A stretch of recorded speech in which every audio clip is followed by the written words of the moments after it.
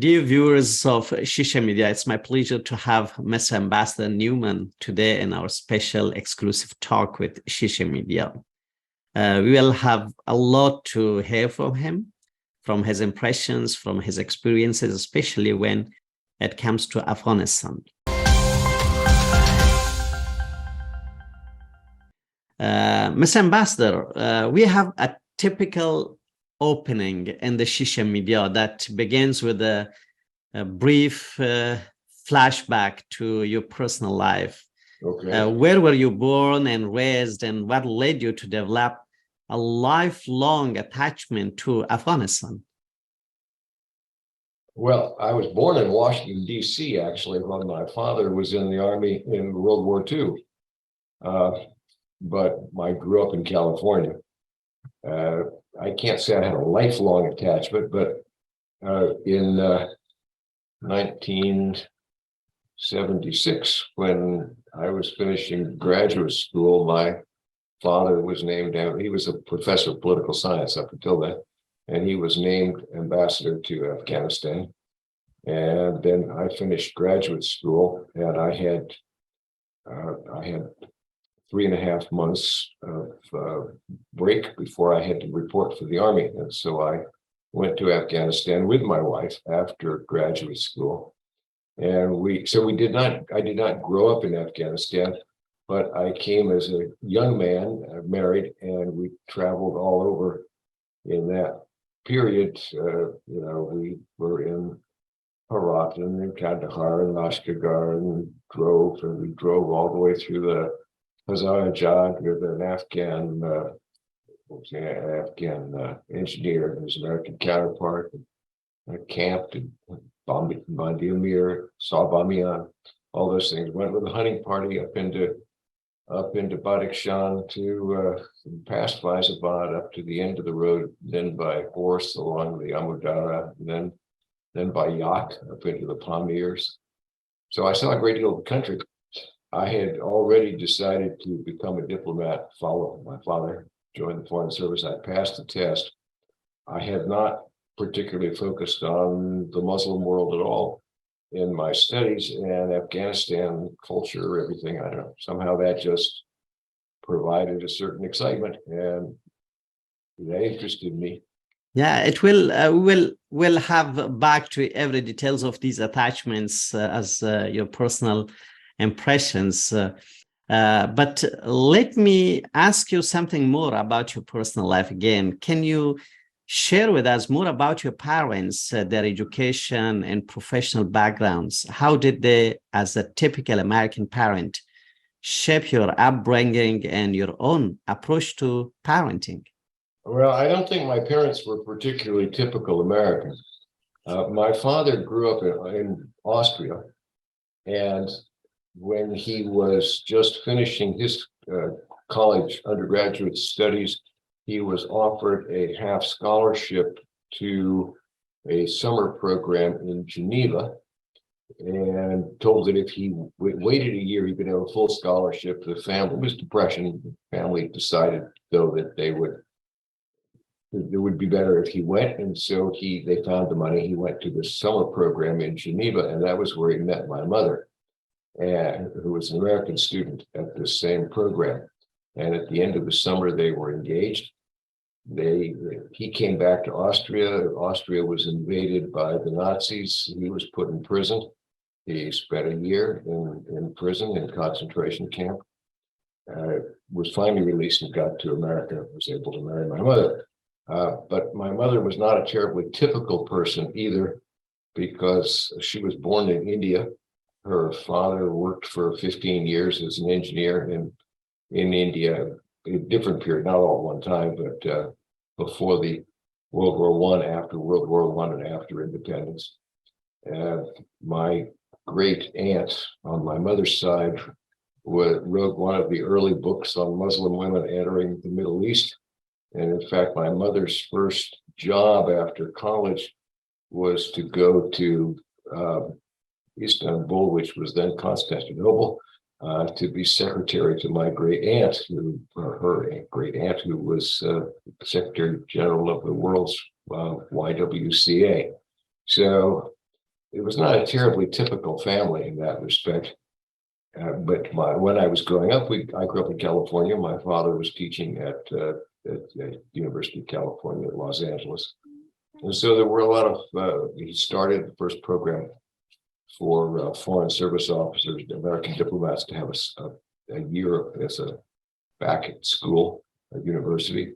And so our house was often the place where you would find a diplomat or a foreigner from various countries coming in and out. So all of that certainly shaped my life, but I can't call it a typical American upbringing. But anyway, there had been a typical American parent, and maybe they could have some special impact on your own type of parenting as well. Can you share that as well? Well, that certainly. how you have been following their footprints? Well, involvement with foreign involvement abroad. My father taught twice as a Fulbright professor in France. Once when I was quite young in Paris for a year, and then we lived 1 year in Bordeaux and in Strasbourg when he was teaching there. He taught several times in the summer. And so travel was certainly part of my upbringing. Yeah.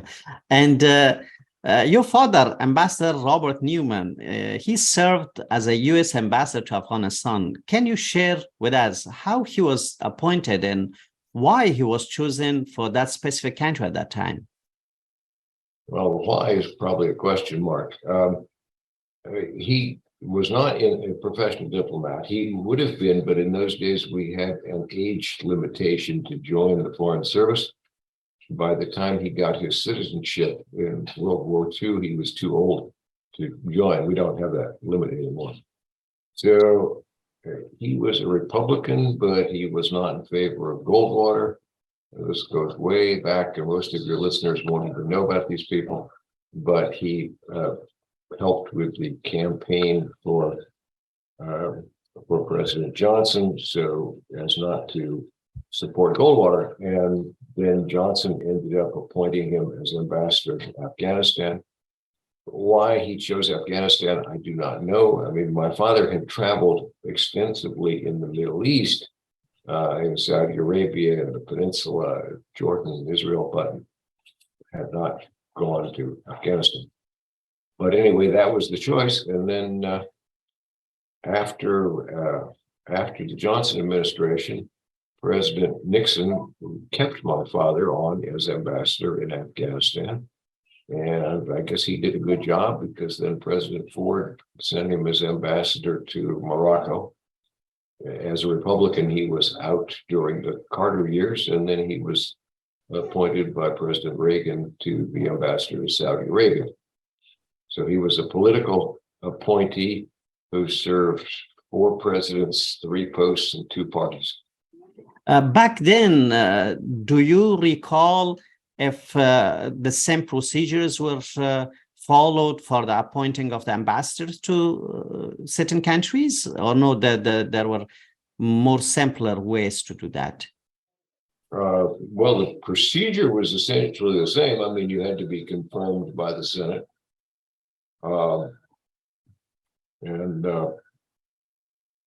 The formal procedures were the same. I don't think there was as much political controversy around appointments as there has become. What you have now often is nominees being held up for their confirmation in order to use the holdup to press the administration to do something that has nothing to do with the person or the country they're going to. That was not happening so much then. Your father became one of the most reliable sources on Afghanistanology.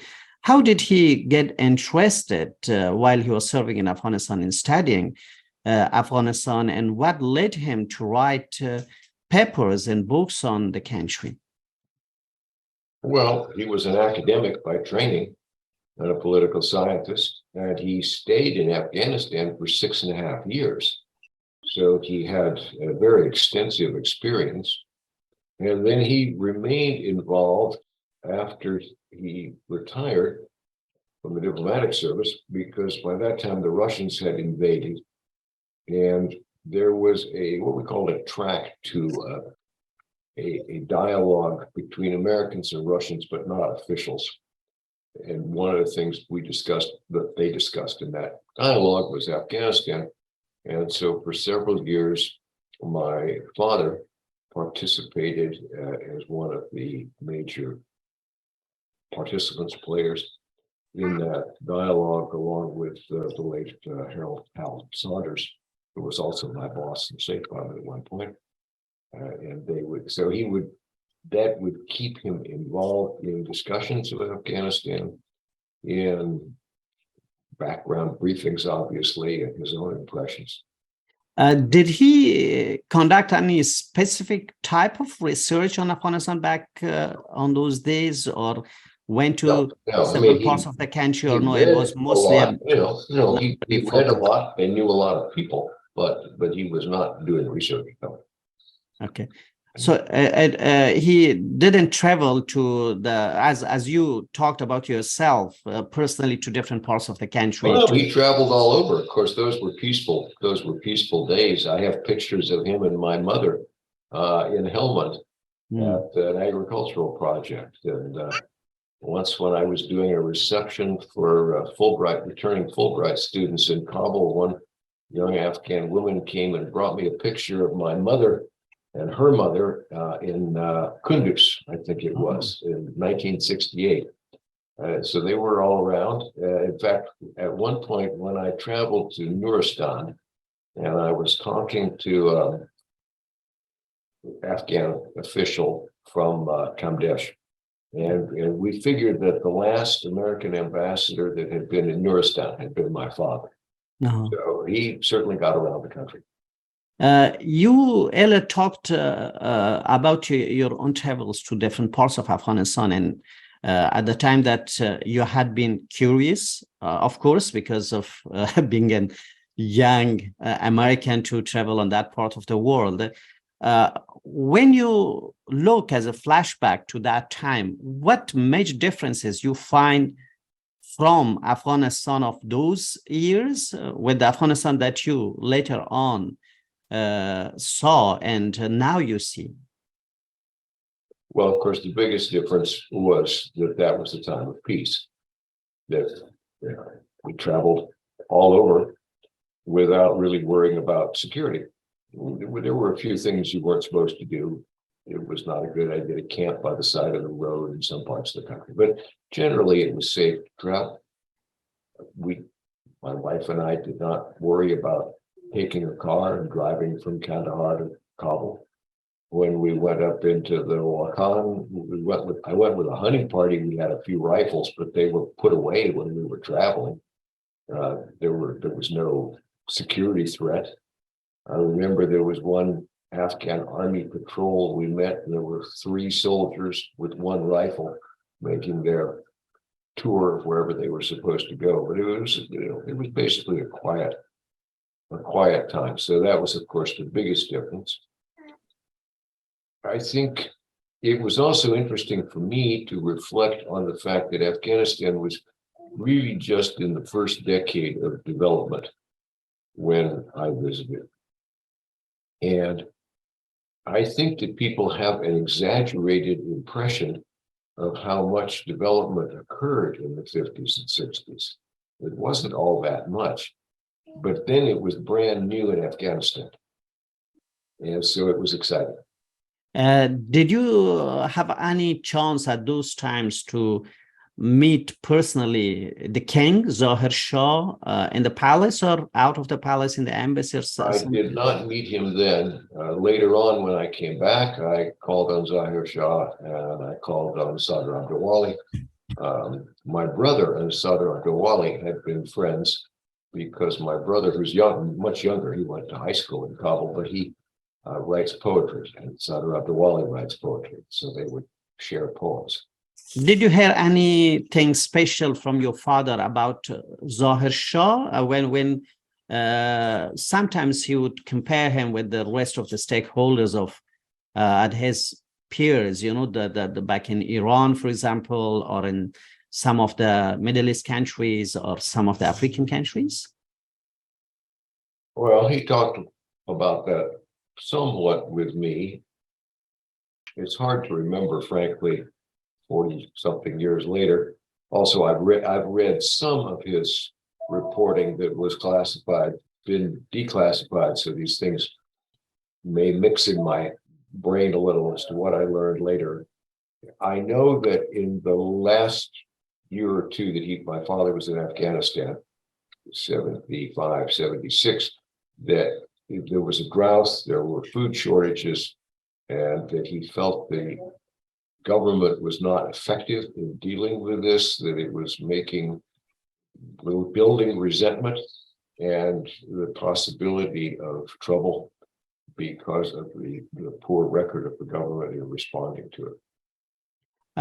One of the paradoxical aspects of ظاهرشاه when it is talked much in Afghanistan about him is that he was very young when he witnessed the assassination of his father, but he ruled the country for over 4 decades, and he was actually one of the people that he didn't show any sense of vengefulness or retaliations against the people. He was mostly trying to be a calm person. Once even it was told about him that he, when he heard about Maiwan Wall's assassination by Dawood, he said that I tried for 40 years of my life or my rule to, wipe out the memory of bloodshedding in Afghanistan, especially by the stakeholders in Afghanistan. But it is now done in that sense. What is your impression of this judgment about him? Really, do you feel that he was a person with non-violent approaches, not a typical despot or tyrant king? Well, remember that I didn't know him personally.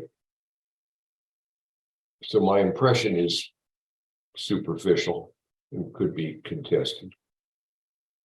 But yes, I mean, I would not call him a Democrat, but he was overall apparently a gentleman. He certainly didn't favor violence, although there certainly was repression at times. But he did seem to try to calm things down. And the creation of the Constitution in 1964, and the establishment of a prime minister and all, was a way of at least taking some public opinion into account. It was also, I think, a clever move politically because the pressure then would come on the parliament and on the prime minister more than the king. And so now the king appointed the prime minister, but when people got too unhappy, he could change the prime minister and then start over again, which kept all the pressure from being directed to him. So, there was a certain amount of responsiveness to popular pressure, but I'm not a scholar of that period, and I don't think my views are particularly reliable for real judgments.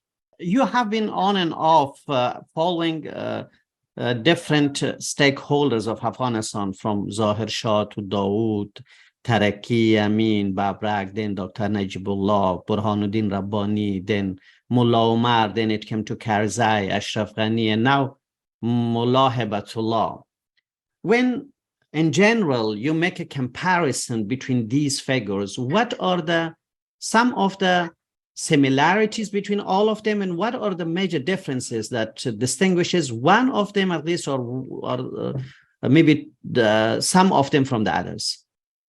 Well, that question probably requires years of study and a lot more reflection than I'm going to give it here in this interview. One similarity between pretty much everybody of the leaders I knew, I didn't know all of them, was that they did not easily share power. They didn't give it away. They kept it for themselves. And this tendency prevented unification. That's still a problem right up to today. And it was frankly, it was one of the strengths of the Taliban. When you compare the Taliban, who have managed to remain unified over all the years of war, and then in government, and you could see that there were Taliban leaders who did not agree with the decision on girls' schooling, but it didn't force anybody apart. There are some strains we can see, but so far they haven't led to splits. And you compare that with the years of the Mujahideen and how groups kept. Hizb Islami was splitting. Jamiyat was made up of multiple groups that would come and go. The group of seven would then divide, and the Hazara parties were not one party, but seven, I think. And so this demand to be individual leadership, separate community, and to have resources to maintain leadership was a defining characteristic of many of them. And I don't know that any really had a different view. Karzai learned to play on that view with many others to keep in power. And Ghani did not learn to play on it and tried to centralize power and failed.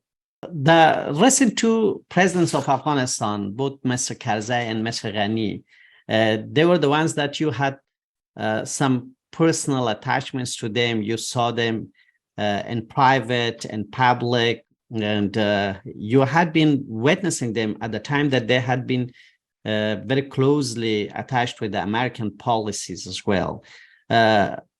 How do you compare these two figures when one of them is regarded as a mostly traditional leader and the other was a so-called modern person who had written the Fixing Failed States book? How do you compare these two people, both in terms of their intellectual characteristics and also their personal individual characteristics? Well, Mr. Karzai was, and I still am in touch with Mr. Karzai from time to time, and I like him. We had our arguments, but overall, we got along. He's a very skillful politician.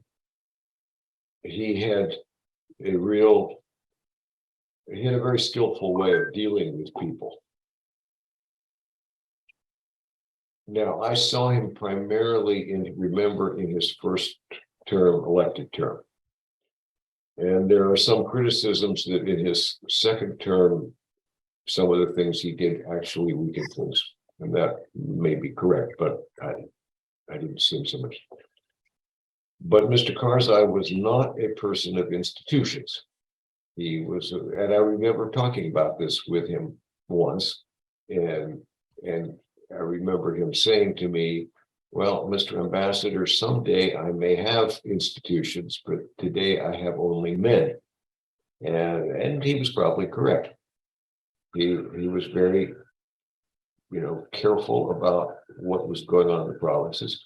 He was much more inclined to believe what somebody he knew told him. He did not have much faith in written reports from commissions or groups. So staff process was not very important to Mr. Karzai.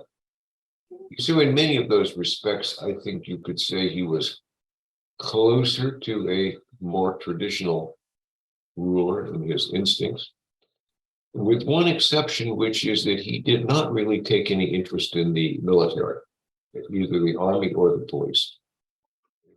I think he regarded them partly as foreign creations that were dominated by the foreigners, that there was no real point in was trying to pretend to lead them because we led them. I never asked him, I don't know if that's a correct point of view. And there was some justice to it. But he did not take, I would say he did not take ownership of the army. He was very concerned to have, expanded education and women's rights and all sorts of things, but he was less concerned about institutions. Mr. Ghani, he came into office, he was a Western educated technocrat. He could not delegate. He was, highly intellectual, always had a theory about everything. He was, from all accounts, a difficult person to work for, and his temper alienated many people. I think the saddest thing about Mr. Ghani's time, aside from the end of it, is that he became president really with a lot of support. Although there was a lot of bitterness in the election, and Mr. Abdullah felt that the election was fraudulent, and frankly, both sides were fraudulent, so it was a question of whose fraud was bigger and nobody could tell. But still, when the political deal was made to share power, I was not ambassador then, but I was back on one of my trips in Afghanistan right after that. And what I experienced talking to people was the general feeling was relief that the crisis was over and that there was a political deal and life could go on. And I think one of the disappointments I have is that Mr. Ghani never stopped fighting to try to take all the power. He had a deal with Mr. Abdullah, Dr. Abdullah. He could have said, okay, you take certain issues and you work on them. Or, all right, you take certain ministries, give me your candidates. I may veto them if I don't like them, but you give them. But everything was a fight. And so it took forever to establish the government. And Mr. Karzai Mr. Ghani, it was strange because when Mr. Ghani was finance minister, he had done a great deal to build the institution of the finance ministry. When he was president, he kept establishing parallel structures and commissions, which weakened his ministers, so that he was actually not strengthening institutions by his practice. And that, to me, was also a great disappointment. But look, Aziz, you were living in Kabul. I came and visited once or twice a year. You lived through all this, so you have your own views of this period, and you should say if they're different. Yeah. In Bonn Accord, the international community helped Afghanistan to initiate a new era. That was completely different. And back then, it was called as a new Afghanistan, new history, new generation. Everything was completely new. A new direction was introduced to Afghanistan because for the first time, Afghanistan was exposed to the modern norms of life with democratic approaches to solve the issue of power in Afghanistan. But it is said that the Afghan stakeholders, including Zalmay Khalilzad, they formed, the basis of this new era of Afghanistan on ethnic politics back. And this ethnic politics to have a hierarchy of powers between different ethnic communities, to have representations of ethnic communities, then to have the fight and struggle for the rights or so-called, privileges of ethnic communities. It was one of the main causes for the failure of democracy and civil growth in Afghanistan. What is your impression? Really, ethnic politics in Afghanistan is still a big issue that the new generation of Afghanistan should look at it as a challenge? Or no, you feel that it is something related to the past of Afghanistan and we do not have much more concern about ethnic politics anymore in Afghanistan? You ask difficult questions, but I think there are a couple of things that one needs to remember about Bonn. First of all, America invaded Afghanistan to destroy Al-Qaeda. And it was against the Taliban because the Taliban shielded Al-Qaeda. And it did not go into Afghanistan to build a country, to build a democracy. Once it had knocked out the Taliban, the problem for America and the international was, how do you get out? How do you leave? So the Bonn Conference was about trying to establish a political roadmap. But it had to deal with the realities of who had power in Afghanistan. So I think it's perfectly correct to say that, you know, a lot of the Bonn discussions ended up being a division of power between existing factions. You can make that criticism, it's perfectly fair. But then you have to say, well, what was the alternative? What do you think the Americans or the others could have done to build a system somehow completely different from any existing power structure in Afghanistan? Sorry to interrupt you, Mr. Ambassador, here. It's not a question of now from the side of the Americans, from Afghanistan, because the international community, by any means, reason, when they invaded Afghanistan, at least it opened a new era for Afghanistan. So we had two choices. One, either to base all the structure of power in Afghanistan back on the ethnic politics or to citizenship politics. To have, yes, ethnic communities, ethnic representations as a reality, they are on the ground. You cannot ignore them. But there should be a basis for that people should concentrate more on citizens rather than the ethnic communities or ethnic, representations. While in the Bonn, these architects, as we call them, including, as I mentioned, Zalmay Khalilzad and others, they much focused on this, traditional hierarchy of power in Afghanistan, that it should be based on ethnic lining. And that deviated all the directions there. So the Americans or the international community, they cannot be blamed in that regard, because they were there in Afghanistan as the facilitators. They were there as the protectors, the supporters. But the stakeholders of Afghanistan, they could do a job as the Germans, for example, after World War II did, or the Japanese did, or the South Koreans did. There are lots of other similarities you can see. So this is a question of the Afghan stakeholders. Well, that's probably a question that only Afghans can answer in a way, but I would say one thing. What I observed when I was in Afghanistan as ambassador, particularly 2005-06, was that some of the ethnic control was breaking down.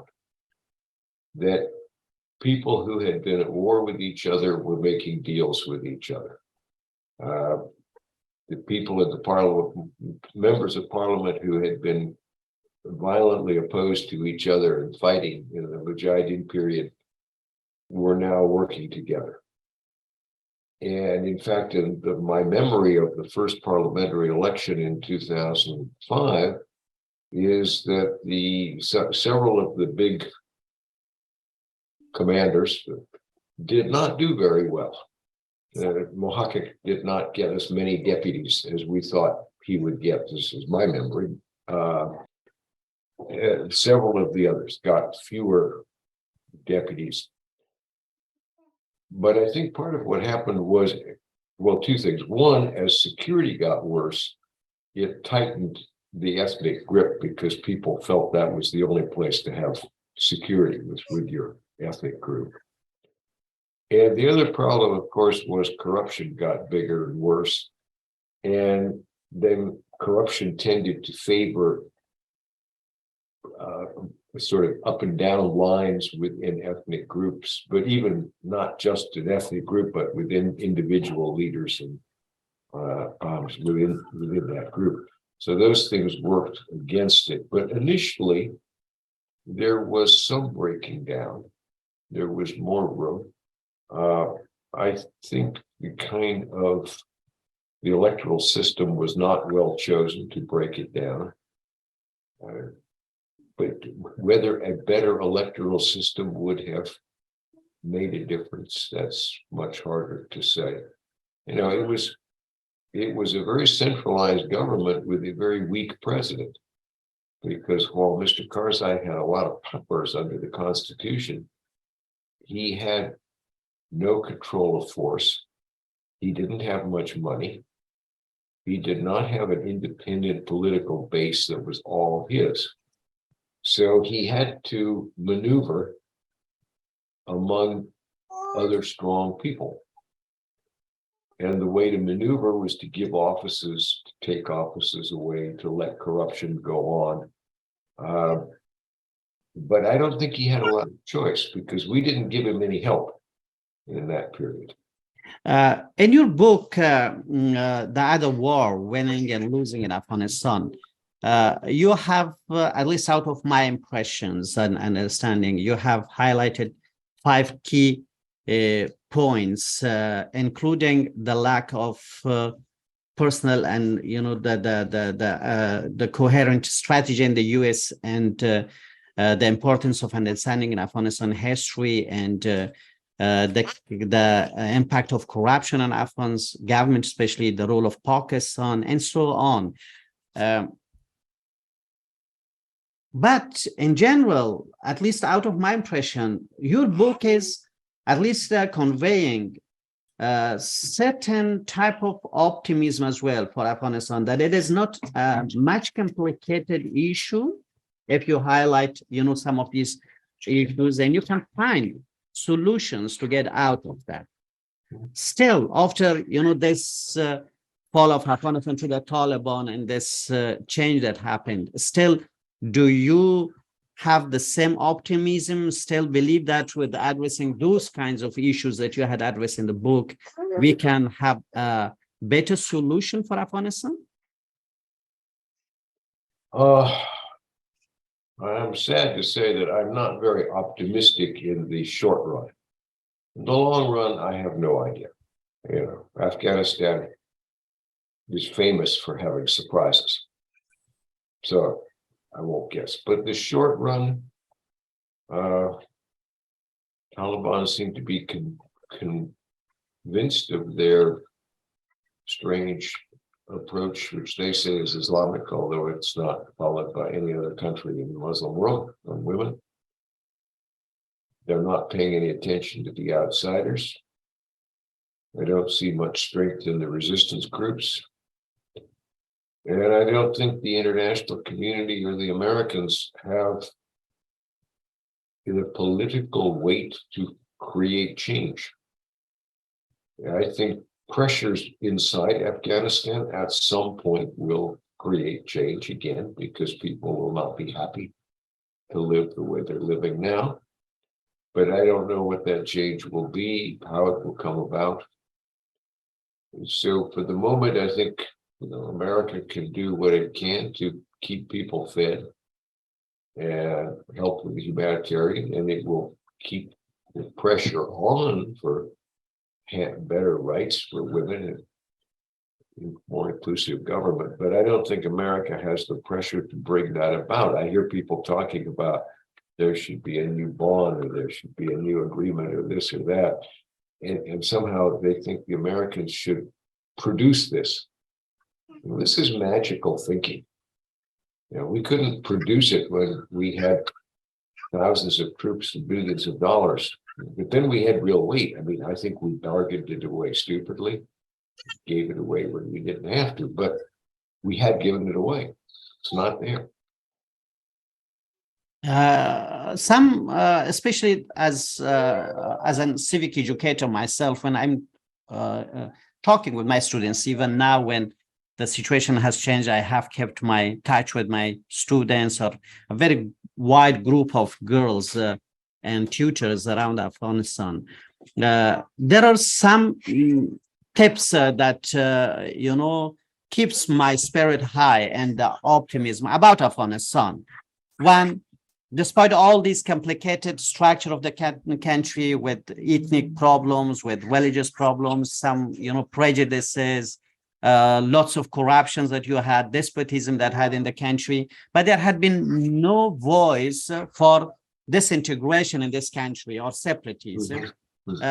Even in the time of the civil war or in the time of the Taliban, you didn't have an ethnic or religious or political group to raise for separation of the country. This is one point. While you have in Pakistan, for example, in Iran, in Turkey, in Syria, in Iraq, in all these countries, you have such problems.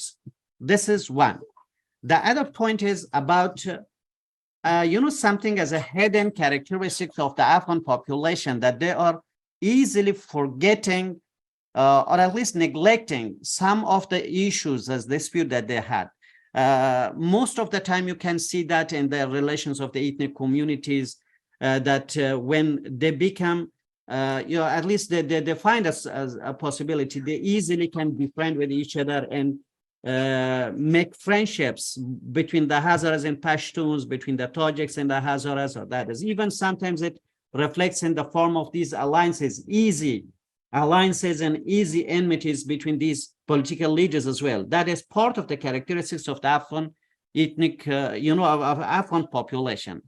The other point is about the war. Most of the people in Afghanistan in this 40 years, they have in person, they have experienced the war and non-violent approaches or something which is, out of violence and war. It has become part of the learning, experiential learning of the Afghan people that they have gotten. So this is something that is also helpful. The fourth one, which is very important about Afghanistan, is that you do not have a barrier, an obstacle, which is can be regarded as a system to resist or to fight against democracy, human rights, civil norms of life. As you do have, for example, a system in Iran, you have a system in Iraq even, and the Middle Eastern countries and Pakistan. But in Afghanistan, you have groups that they have some tendencies or something that they have in the backyard of their mind to resist against civil norms of life or democracy, but they are not regarded as a system. This is the fourth one. And the fifth, very important component of that is the young generation of Afghanistan, especially in this for 20 years, that they have been brought up. They are now making more than 75%, even 80% of the population of Afghanistan, that they do not have even any attachment or memory with the past. Everything that they are now suffering, it is from the past, but they themselves are the product of this new era in Afghanistan. And they are looking to the future. They are dreamful people. They are thinking about their relations with the international community, with their peers around the world. So these, factors, as a civic educator, helps me to share my optimism all the time with my students, that when you have a strategic view and you're not impatient, you're not just in haste, to do everything as politicians do in one night or in 1 week or in 1 year. You might have some possibilities, to change and to shape the country as you yourself want it. This is something that is, from my perspective as a civic educator, that I've been running, the school in Afghanistan, and now I am doing that. As a politician, especially that you have been personally engaged with the issues, and my view might be sometimes something as a fantasy. I'll be more intellectual, maybe I'll be idealistic. What do you think as a realist person, that you have been facing with Afghanistan, dealing with the people of Afghanistan, and you have been thinking about Afghanistan a lot? Do you share this optimism in the long term with the people like me and the civic, activists of Afghanistan, or no? You have different approaches. You feel that negative and pessimistic vision about Afghanistan is more acceptable or reasonable and relevant to the country? Well, part of it's a matter of what your time frame is, what time you're looking at. I mean, there are an enormous number of creative Afghans. And during the last 20 years, many people learned to think differently. They learned to have more modern, what I would call more modern views. They learned a view of a modern state, particularly, I think, younger men and women both. I hope that I can't say that I'm optimistic or pessimistic. I hope that the seeds of learning grow and continue to have influence. And it's hard to educate people only technically and not educate them to think. But I don't know how this will all work out. I do think it is enormously important to keep educating people. So everything that can possibly be done by computers, distance learning, to keep educating women in Afghanistan as well as men is enormously important. If you're going to have a future, you need educated people to make it. And there will be changes in the Taliban too, because they have to run a government now. I don't know if you saw, there was some interesting interviews that the Afghan Analyst Network did with some younger Taliban, and they were complaining about how they have to be in the office for 8 hours a day, and they have to go study English, and they have to go study computers. Well, I don't know what happens to somebody who's came for jihad and is studying English and computers. It's going to work on their mind somehow, but I don't know how. So in that sense, I'm not pessimistic in the sense that everything is hopeless. No, it's never hopeless. But I don't think it will be easy or rapid to make change. In Afghanistan, I think we are in the process of big transformation. An old traditional type of community with very restrictive types of structure, it is going to be exposed to the modern open norms of life. So this is a big change, a big thing to happen. Well, this is a very old historical problem. I think it's Ibn Khaldun who writes about how this people in the cities become soft, and hard men come out of the desert. They take power, and then they become soft in the cities, and then new hard men come.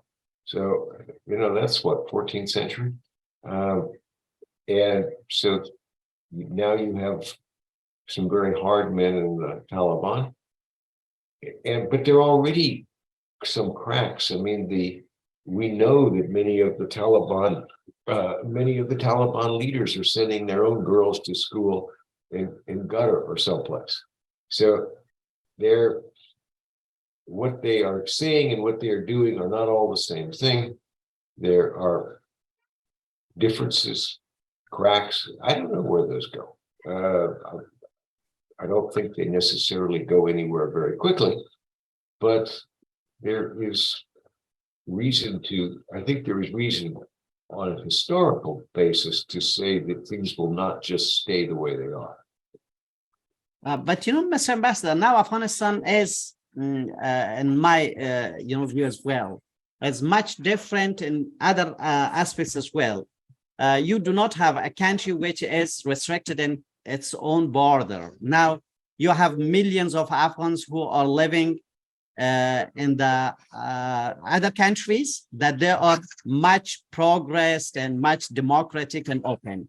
They have their ties with their families, with their kin, with their friends back in Afghanistan. They are sending them money. They are sending them thought, visions, and aspirations. So Afghanistan is now widely connected with the rest of the world.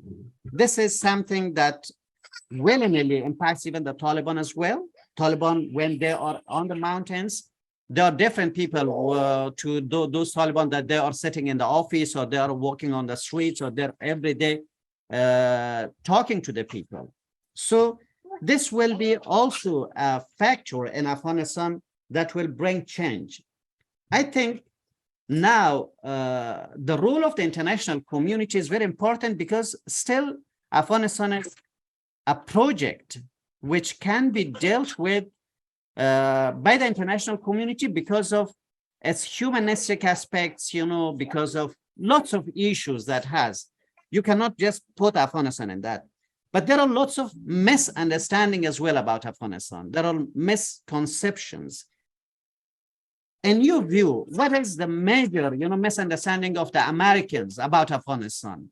If you count one or two of them that is impacting even the policymakers in Afghanistan and the United States as well towards Afghanistan, and also it is impacting the media, it's impacting, you know, the academia.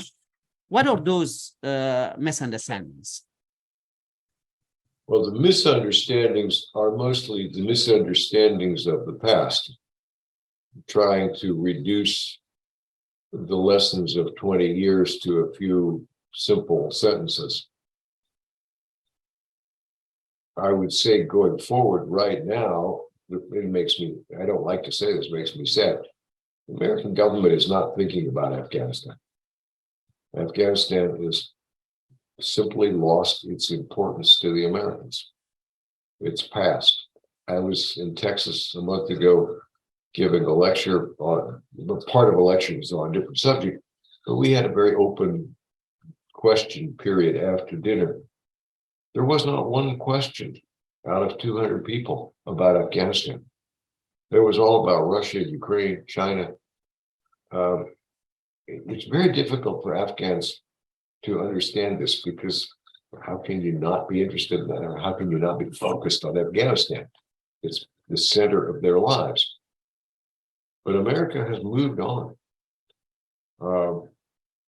I think it's, so the misunderstandings, well, one misunderstanding is not to want to understand that it is still important, that we are very likely to have trouble in the world coming out of Afghanistan because of the mess we have left. What would be your recommendations for the young generation of Afghanistan? And one other recommendation for the politicians that they are now ousted from power and they are really helpless, but they can do something. At least they are still having some certain amount of influence on the situation in Afghanistan. With these two audiences of yours, if you had been addressing, you know, some of the issues of Afghanistan, what would have been your recommendations for the youth and what would have been for the stakeholders, for these politicians of Afghanistan? That even includes the Taliban. No. You know, the politicians, of course, need a unity that they have never had and are unlikely to get. But they will not have any major influence on the foreign governments as long as they all have different views. And I hear people talk about unity declarations, but of course they're declarations of principle. There's absolutely no unity about how you're going to make a decision. They may have a commission, but you know, unity means if you make a decision, everybody abides by the decision, and they don't. So, frankly, I think that most of the big politicians of the past have lost their influence. And I don't hear from younger Afghans any great sense of respect for them. For young Afghans, I mean, who am I to give advice to people, their lives? But okay, if you ask me, I would say they're different things. For a lot of people, younger people, including educated ones in Afghanistan, are not going to be able to get out easily. I wish we were taking more in the United States, but we're not. That's a fact. So they're going to have to find how to make their lives there. I don't know how that's going to be possible. I don't have advice. I just know that's the situation. For many of the young people I can say a few things about people who are here in America in the diaspora who have come as refugees. And many of them are having a very hard time. And I understand that. I would say you'll never give up being an Afghan and thinking about Afghanistan. But you have to make your life here in the United States now. And that means, and this is a problem that many refugee communities have had. People come, they're educated, they have skills, they feel that they are entitled to, or they want to work, but they want to work at a job that uses their skills, the kind of level that they're entitled to, and they can't find it. They have to accept that. They have to accept that part of the American dream is the ability to climb high, but part of the American dream is the fact that many people start low. You know, we were talking about my father. He came as a refugee. He washed dishes in a restaurant for a job. It was not too good for him. And this is true of many. So you're closer to the community than I am, but I hear that there are jobs in parts of the country and people don't want to go to those jobs. And that's natural. They want to stay with friends. They want to stay with family. They want to stay where they are.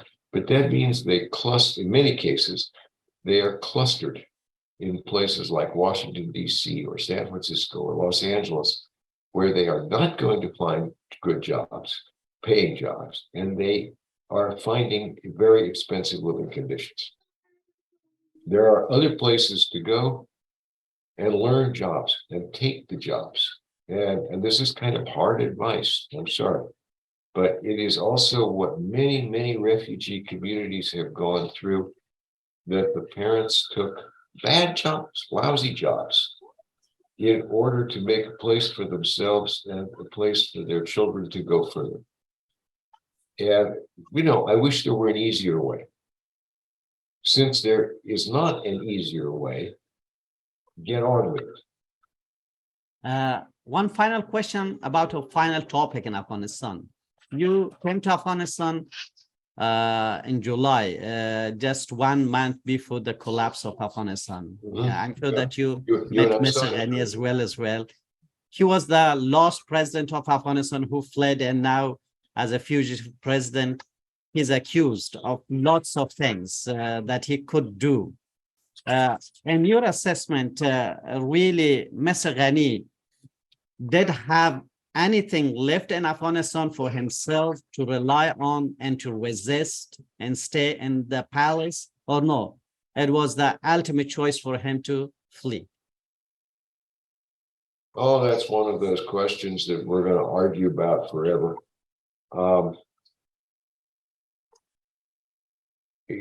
The Doha Agreement and then America's withdrawal, these all took much of the confidence out of the army and out of Afghans.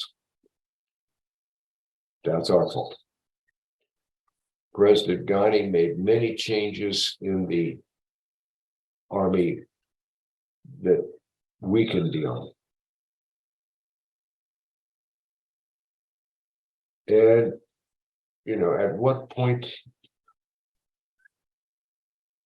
many people say that there was a deal which the Taliban would have respected for a pause and a more structured transfer of power.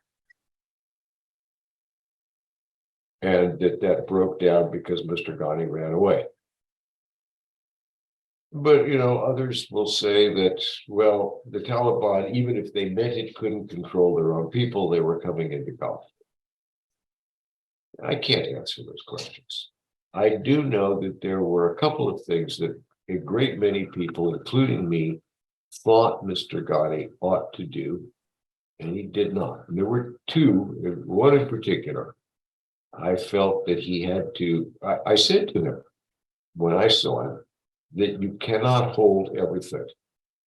So you have to have a plan for what you will give up and what you will hold, a realistic plan. And you have to take responsibility. You have to announce the plan. It has to be your plan. because if you don't take the responsibility for these decisions, your generals will not take responsibility because they will be afraid that whenever something is lost, you will blame them. So they won't give it up. They won't have a strategy that gives up certain things. So the only way you cannot hold everything, you can hold some things. To do that, you have to announce what they are. And he said, oh, yes, we have a plan. But I don't know if he had a plan, but he never announced the plan. So he could have given clarity instead of these false statements. Some of the clarity would have been very hard, but he could have done it. Well, and then Mr. Donning said, you know, I will die. I will not leave. I will die in the palace. Well, he ran. And I contrast that with Mr. Karzai, who has always said that he will not leave Afghanistan. I remember Mr. Karzai saying to me once that he did not want his son, Mirwais, to grow up in Pakistan or someplace in India. He wanted him to grow up in Afghanistan, and he did stay. And so did Dr. Abdullah. I respect whatever else one thinks. I respect them for the fact that that commitment to their country, they're there. He ran away. Whether it would have been any better if he had stayed, I do not know. I have no way of knowing. But he ran away in fear when he had said that he was prepared to die.